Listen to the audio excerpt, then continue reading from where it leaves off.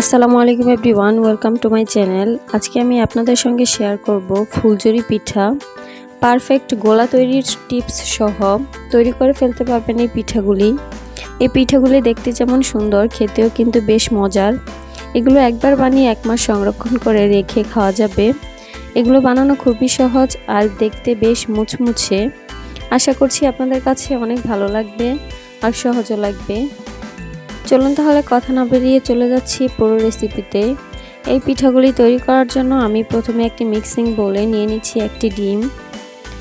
এর সঙ্গে দিয়ে দিচ্ছি 1/3 কাপ চিনি।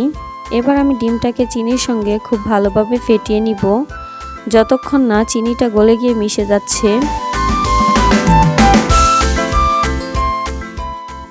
আমি খুব ভালোভাবে ফেটিয়ে নিয়েছি আর দেখতে পাচ্ছেন চিনিটা গলে গিয়ে একদম ডিমের সঙ্গে মিশে গেছে। এবার আমি এখানে দিয়ে দিচ্ছি 1 কাপ চালের গুঁড়া, দিয়ে দিচ্ছি 1/2 কাপ ময়দা, দিয়ে দিচ্ছি 1 টেবিল চামচ গুঁড়া দুধ,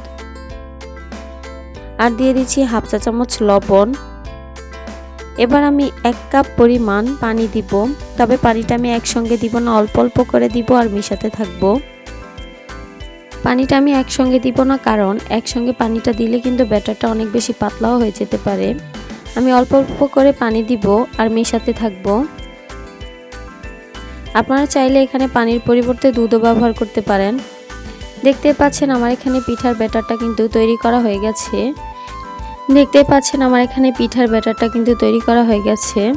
আমার এখানে 1 কাপ পরিমাণ পানি লেগেছে। তবে আপনারা যদি শুকনো চালের গুঁড়াটা ব্যবহার করেন তাহলে কিন্তু পানিটা আরও বেশিও লাগতে পারে। আমি এখানে ভিজা চালের গুঁড়া ব্যবহার করেছি, তাই আমার কম লেগেছে। আমি আপনাদেরকে একটু দেখিয়ে দিচ্ছি এই ব্যাটার কনসিস্টেন্সিটা ঠিক কীরকম হয়েছে।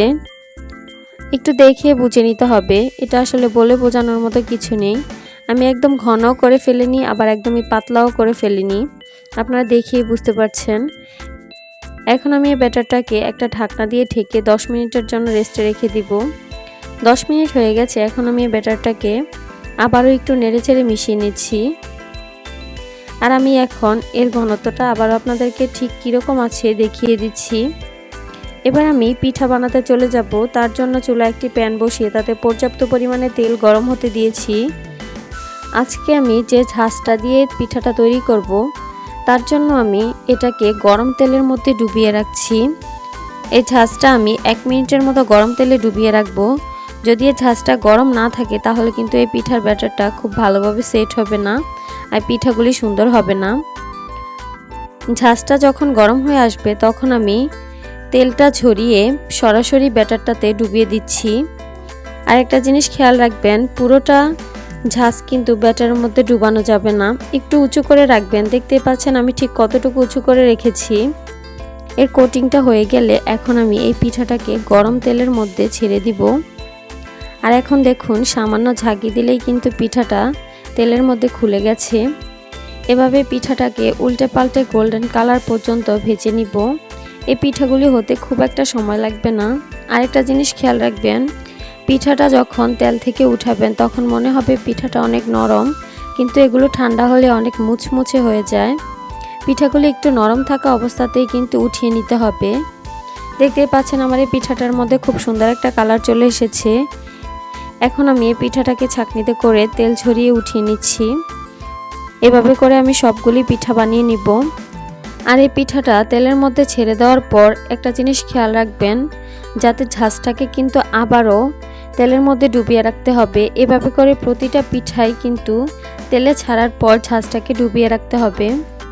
এখানে সবগুলি পিঠা তৈরি করা হয়ে গেছে। এই পিঠাগুলি খেতে যেমন বেশি মজা লাগে আর দেখতেও কিন্তু অনেক বেশি সুন্দর, একদমই ক্রিস্পি। দেখতে পাচ্ছেন আমার এখানে সবগুলি পিঠাই কিন্তু তৈরি করা হয়ে গেছে। এগুলো দেখতে অনেক বেশি মুচমুচে হয়েছে আর খেতে তো দারুণ হয়েছে। আশা করছি আপনাদের কাছে খুবই ভালো লেগেছে। পরিবারের ছোট থেকে বড় সবাই কিন্তু এই পিঠাগুলি অনেক পছন্দ করে খাবে। বাসায় ট্রাই করবেন, আশা করছি আপনাদের কাছে ভালো লাগবে আর সহজও লাগবে। যদি ভালো লেগে থাকে অবশ্যই আমার চ্যানেলটি সাবস্ক্রাইব করবেন আর পাশে থাকা বেল বাটনটি ক্লিক করে রাখবেন আমার পরবর্তী ভিডিওর নোটিফিকেশন সবার আগে পাওয়ার জন্য। আজকে এ পর্যন্তই। সবাই অনেক বেশি ভালো থাকবেন। আল্লাহ হাফেজ।